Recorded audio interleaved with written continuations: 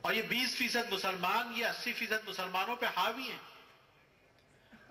جیسے 20% چاہتے ہیں 80% وہی کرتے ہیں. اس کی وجہ یہ ہے کہ 20% مسلمان جو دین پسند ہیں یہ ان کی نیٹ ورکنگ مضبوط ہے. یہ جماعتوں سے، اداروں سے اور اپنے جو ایکٹیویٹی سینٹر سے جو جڑے ہوئے ہیں، اور یہ اپنے جو ہے نظریات اور خیالات یہ 80% مسلمانوں پہ تھوپ دیتے ہیں. اب ہمیں کیا کرنا ہے؟ ہمیں یہ کرنا ہے کہ 80% جو مسلمان ہیں یہ سول سوسائٹیز کو آرگنائز کرنا ہے، ان کو فائنینس کرنا ہے، ان کی نیٹ ورکنگ کرنا ہے، ان کو آرگنائز کرنا ہے، اور ان 80% مسلمانوں کو وہ 20% مسلمانوں کے خلاف کھڑا کرنا ہے. لڑائی کن کے بیچ میں؟ میرا اور آپ کا دالان لڑائی کا بیٹل فیلڈ بننے والا ہے. مسجدوں کے صحن لڑائی کا جو ہے میدان بننے والے ہیں اگر مستقبل کو اگر ہم یوں دیکھتے ہیں.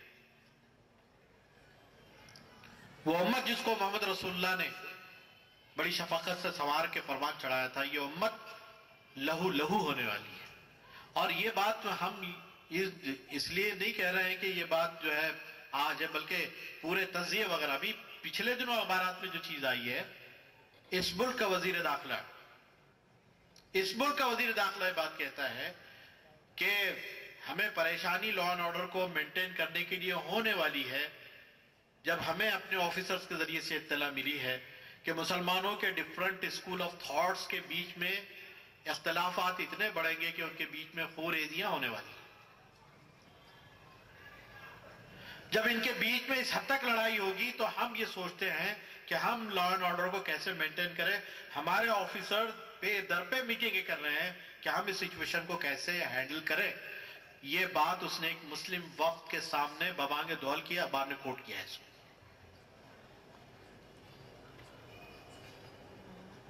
سازش میں ان ایجنسیوں کا کتنا حصہ ہوگا کہ خون خرابہ کون کروا رہا ہے؟ کون لوگ ہیں جو خون خرابہ کروانا چاہتے ہیں؟ مختلف مسالک کو بنیاد بنا کر مسلمانوں کے بیچ میں کون لوگ ہیں جو یہ خون خرابہ کرنا چاہتے ہیں؟ اگر ایسا نہ ہو تو یہ بہت اللہ تعالیٰ کا فضل ہے، لیکن اگر ایسا ہو تو کیا ہوگا؟ اس پر بہرحال سوچنے کی ضرورت ہے. اور میں سمجھتا ہوں کہ اس موقع سے یہ بات ہم ہر سوچنے والے کے لیے بہرحال غور و فکر کی دعوت دیتی ہے کہ اگر ایسے حالات ہوں تو ہم کیا کریں. ہم اپنی بنیاد جو بھی ہمارا تعلق ہے، ہم یہ نہیں کہ دیکھیں کہ اسلام نے ایک مختلف الخیال لوگ، مختلف المزاج لوگ، آپ کے فنگر پرنٹ بھی ملتے نہیں ہیں دنیا میں.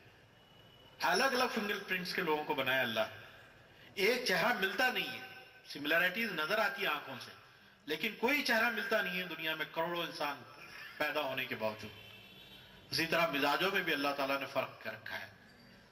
مزاجوں میں فرق ہے، ارادوں میں فرق ہوتا ہے، اس کے اظہار میں فرق ہوتا ہے، سوچ میں فرق ہوتا ہے، اس کے اظہار میں فرق ہوتا ہے. اسی طرح ہر اعتبار سے اللہ تعالیٰ نے جدا جدا انسان کو بنایا ہے. اور کمال یہ ہے کہ اس جدا جدا بنانے کے بعد بھی کہا کہ ایک رہو. اور یہی ہماری دانش مندی ہے کہ یونٹی ان ڈائیورسٹی، کہ ہم اس پورے سینیریو کے اندر ایک رہیں.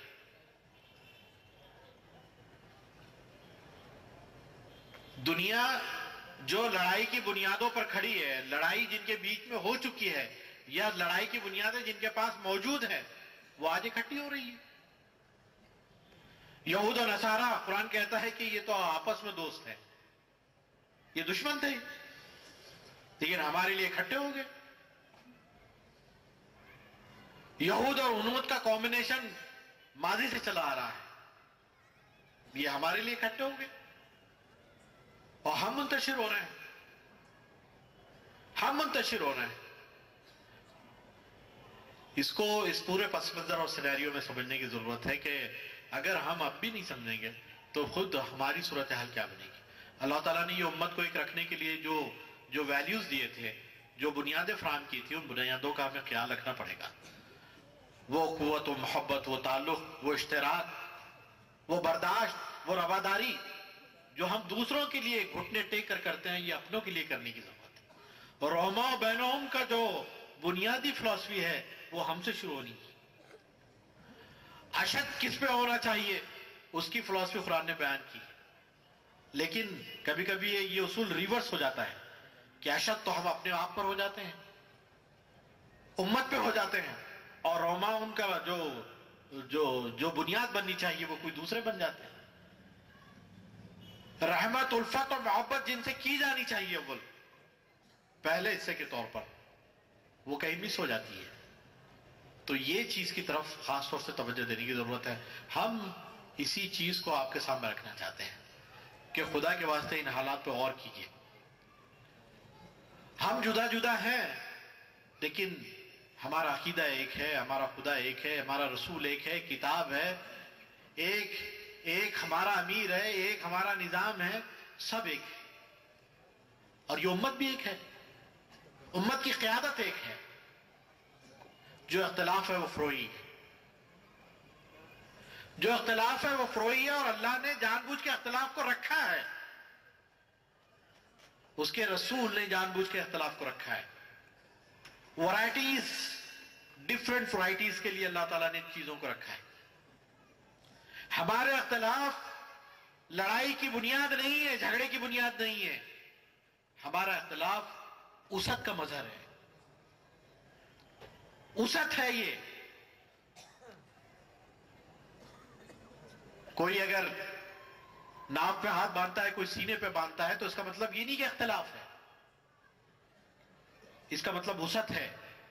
اللہ نے اپنے حبیب کی سنت کو، ایک ایک رخ کو امت میں جاری اور ساری رکھنے کا جو ایک موقع عنایت فرمایا ہے۔ ہم یہ بات کہنا چاہتے ہیں کہ فرق صرف راجح اور مرجو کا ہے، ترجیح کا ہے، افضل کا ہے، فضیلت کس کی ہے؟ پہلے دن قربانی دیجئے، فضیلت ہے اس کی، لیکن قربانی دوسرے دن بھی ہے، 3 دن تک قربانی ہے۔ سنن اور مستحبات کے لیے فرائض کو مت چھوڑیے۔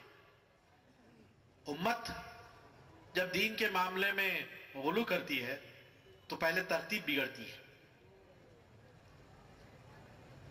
ترتیب بگڑتی ہے، پھر تناسب بگڑتا ہے، پھر ترجیح کی طرف توجہ نہیں دیتی۔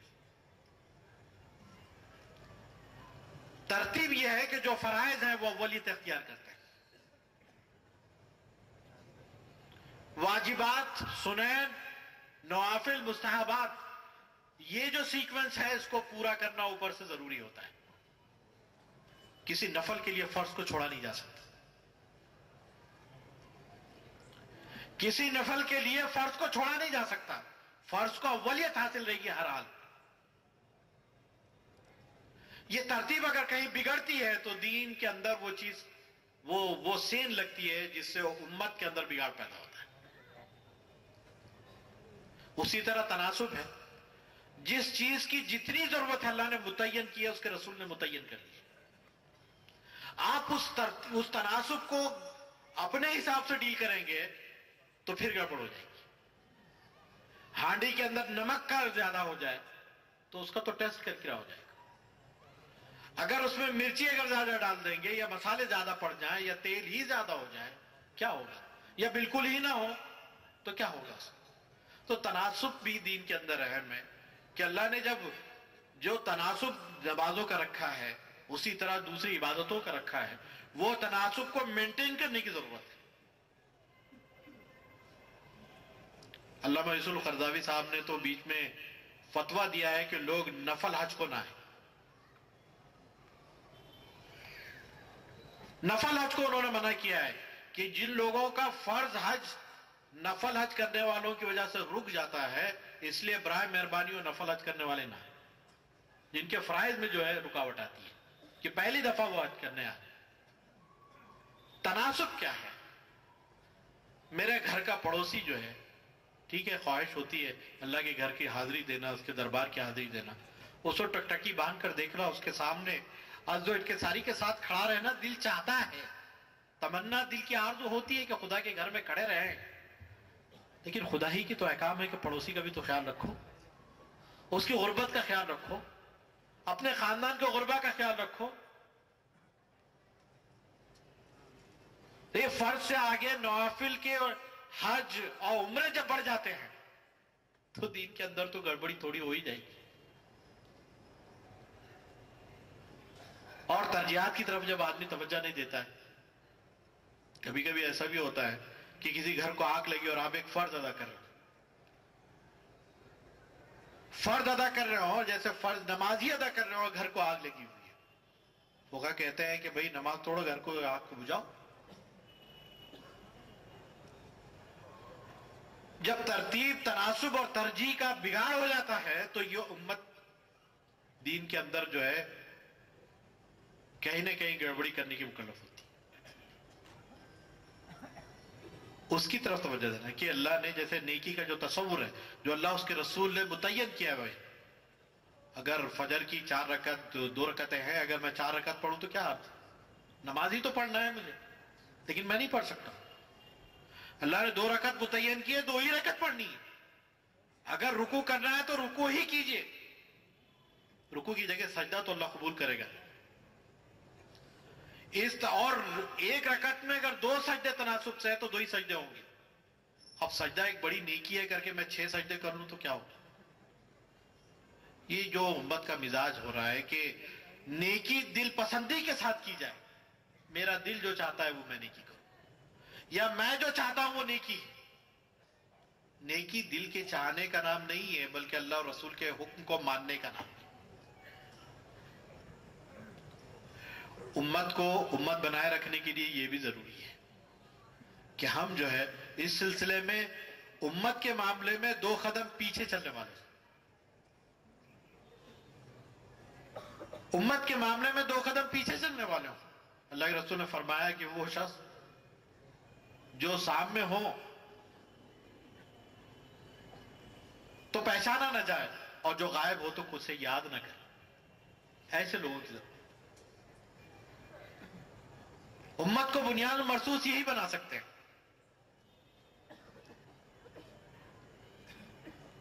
اور ظاہر ہے کہ جو سب سے اہم فیکٹر ہے امت کو امت بنائے رکھنے کا، وہ ہمارے علماء کرام ہیں۔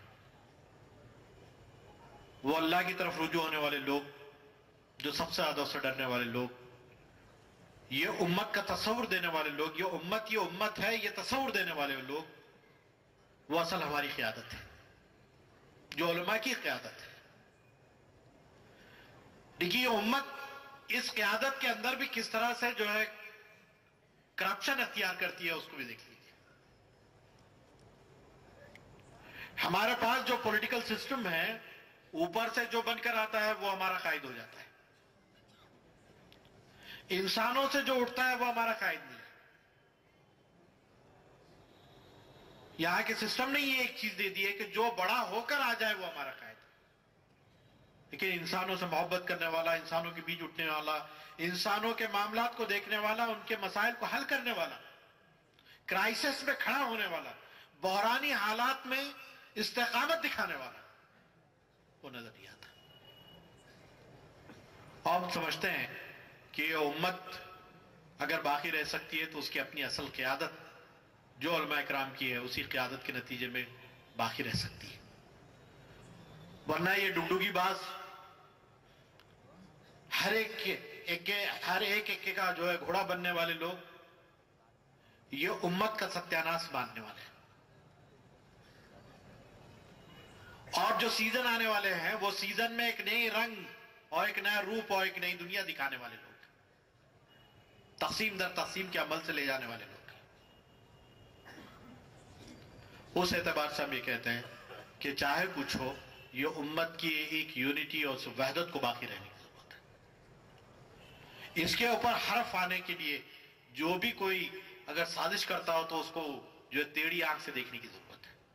اس اعتبار سے یہ امت باقی رہ سکتی ہے، ادروائز اگر ہماری جو سادگی اور دشمنوں کی عیاریوں نے موقع دیا تو یہ امت بہرحال وقتی طور پہ نقصان اس کو پہنچایا جا سکتا ہے اور پہنچ بھی رہا ہے۔ پورا لہو لہو ہے، کس زخم کی بات کریں، پوری دنیا کے اندر، خود ہمارے اپنے ملک کے اندر، جو مختلف علاقوں کے اندر، مظفر نگر کے حالات کے اندر آپ دیکھیے لہو لہو ہے یہ امت، کچھ اپنی نادانی سے، کچھ غیروں کی عیاری سے۔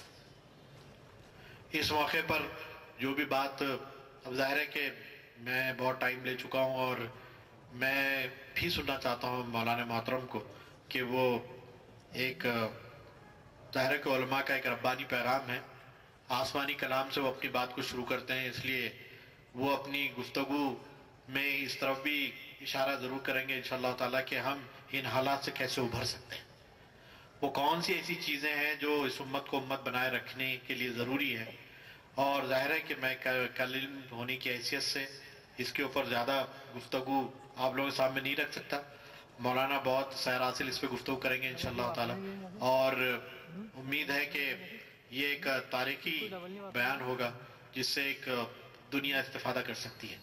اور ہم اس موقع سے، جیسا آج یہ اجلاس ہو رہا ہے کہ اتحاد امت کے حوالے سے، اسی طرح ہم ایک پورا ربیع الاول کے مہینے میں ایک وحدت امت رسول عربی ایک مہم ایک لانچ کرنے والے ہیں کہ محمد رسول اللہ نے جو امت بنائی تھی، خدا کے واسطے امت کو باقی رکھو، اس پہ ضرب مت آنے دو، اس پہ حرف مت آنے دو، جو کوشش بھی آپ کر سکتے ہیں اس کے لیے کیجئے، لیکن امت کو امت کی حیثیت سے باقی رکھیے۔ یہ ایک پوری مہم ہے جو ہم ربیع الاول کے مہینے سے، یعنی تقریباً 14 جنوری سے لے کر 23 مارچ تک یہ مہم لانچ کرنے والے ہیں۔ بھارت میں مختلف علاقوں میں، مختلف ریاستوں میں اس کو لانچ کریں گے انشاءاللہ، اور مسلمانوں کے مختلف جماعتوں، مسلکوں، ان کے مختلف گروہوں نے کہ اکابرین نے جو وحدت کے اوپر، امت کی وحدت پہ جو مواد لکھا ہے، اس مواد کو ہم حاصل کر کے امت میں پہنچانا چاہتے ہیں کہ ہمارے وہ اکابرین جنہوں نے وحدت کو اور اتحاد کو بہت ضروری قرار دیا ہے، سنن اور مستحبات سے اوپر اس کو وجوب کو ثابت کیا ہے، اس کے واجب ہونے کو ثابت کیا ہے، ایسے تمام لوگوں کی جو تحریر کو ہم جمع کرنا چاہتے ہیں اور یہ امت کی امانت سمجھ کر ان تک پہنچانا چاہتے ہیں، تاکہ امت اپنے نظریے، اپنے عقیدے، اپنی جماعت، اپنے مسلک کے اکابرین کا بھی وہ کھلی آنکھوں سے مشاہدہ کرے، تحریریں پڑھیں، اور اس کے ذریعے سے وہ ایک امت کو امت بنائے رکھنے کی کوشش کریں۔ ظاہر ہے کہ یہ ایک ایسا موضوع ہے جو ڈھلتی رات تک اور صبح سورج کی پہلی کرن تک بھی اگر کہا جائے تو چلتا رہے گا، اور ہمارے بیچ میں مولانا کے اور آپ کے بیچ میں میں زیادہ حائل ہونا بھی نہیں چاہتا، چونکہ ہمیں ایک ایسی گفتگو انشاءاللہ تعالیٰ آپ کے سامنے مولانا محترم کے ذریعے سے رکھی جائے گی جو ان تمام امور کا احاطہ کرے گی، اور ہم امید کرتے ہیں کہ اللہ تعالیٰ مولانا محترم کی زبان سے الفاظ نکلوائیں جو اس امت کی رہنمائی کے لیے، امت کی قیادت کی رہنمائی کے لیے، یہ امت کو امت بنائے رکھنے کے لیے اور ایک امت ہونے کی حیثیت میں قیامت تک باقی رکھنے کے لیے کارآمد ثابت ہو سکتی ہے۔ مجھے اللہ تعالیٰ اور آپ کو بھی عمل کرنے کی توفیق عطا فرمائے۔ وآخر دعوانا الحمدللہ رب العالمین، والسلام علیکم ورحمۃ اللہ۔